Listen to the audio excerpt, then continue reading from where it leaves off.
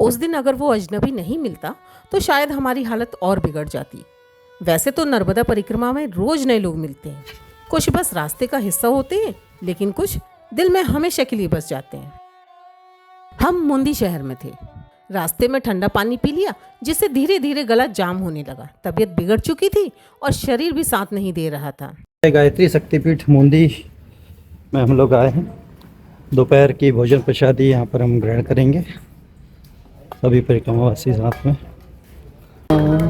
सीताराम राधे श्याम राधे श्याम राधे श्याम राधे श्याम। गायत्री माता की, संत सिंगाजी महाराज की जय, संत दुनी वाले दादाजी की जय, ओंकारेश्वर धाम की जय। हम किसी को जानते नहीं थे। हालत ऐसी थी कि समझ ही नहीं आ रहा था क्या करें। तब गायत्री मंदिर में एक शख्स मिला। हमारे साथ में मनोज कुमार राठौर जी बैठे हुए हैं, जो कि गायत्री शक्तिपीठ में आके सेवा दिया करते हैं। उत्कंठा है कि माँ की, नर्मदा मैया की परिक्रमा की जाए, पर अभी उलझन के कारण नहीं निकल पा रहे हैं। जैसे ही आप जैसे गृहस्थ हैं और परिक्रमा इतने लंबे समय से, चूँकि वार्षिक परिक्रमा आपकी पूर्ण हो चुकी है, अगले वर्ष तक पूर्ण होगी, तो एक अच्छा लगता है कि 45 साल के एक युवा कपल जो हैं वो परिक्रमा मार्ग में इस प्रकार से चल रहे हैं और विभिन्न साधु संतों के, मैया के मंदिरों के, मठों के, गुरुद्वारों के दर्शन करते हुए यहाँ तक आए हैं। तो आपसे जो लंबी चर्चा हुई उससे बहुत कुछ हमको सीखने को और प्रेरणा प्राप्त होती है। ये हमारे जीवन का सौभाग्य है कि आप यहाँ पर पधारें। नर्मदे नर्मदे। उन्होंने हमारी हालत देख अपने घर आने के लिए कहा। कुछ देर बाद हम उनके घर की तरफ बढ़ चले। नर्मदे। ये शक्तिपीठ में हुई थी।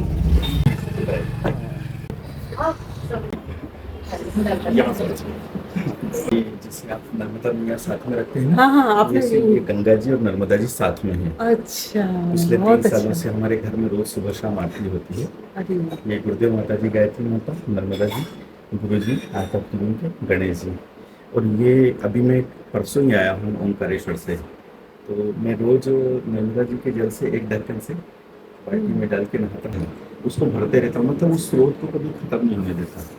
कई बार ऐसा होता है ना कि हम लोग नहीं पहुँच पाए, नर्मदा जी के किनारे पानी नहीं ले पाए, तो ऐसे ही उसको मैं क्योंकि वो तो एक अंश भी जो है उसका, उसमें कितना भी डाल लो कभी खत्म नहीं होने वाली स्थिति, तो वैसे ही मैं अपने स्रोत को उतना ही रखता हूँ। क्या क्या है? सौंठ और दालचीनी।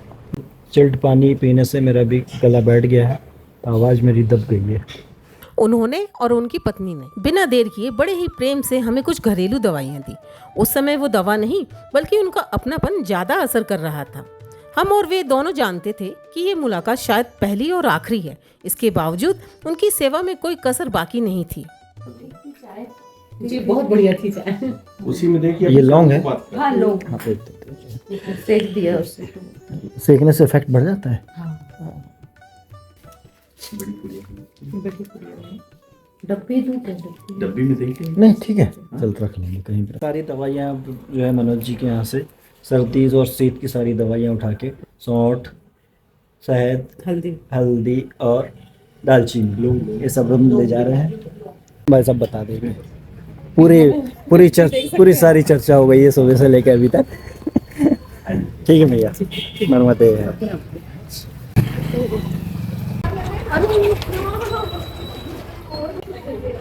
भैया डंडा लेके आए हैं भागते हुए, हम लोग डंडे भूल गए थे। नर्मदा परिक्रमा हमें सिर्फ रास्ते नहीं दिखाती, ये हमें ऐसे लोगों से भी मिलाती है जो हमेशा के लिए दिल में बस जाते हैं। इसलिए मुंदी का वो पल, वो अजनबी परिवार जिसे हम कभी भुला नहीं पाएंगे।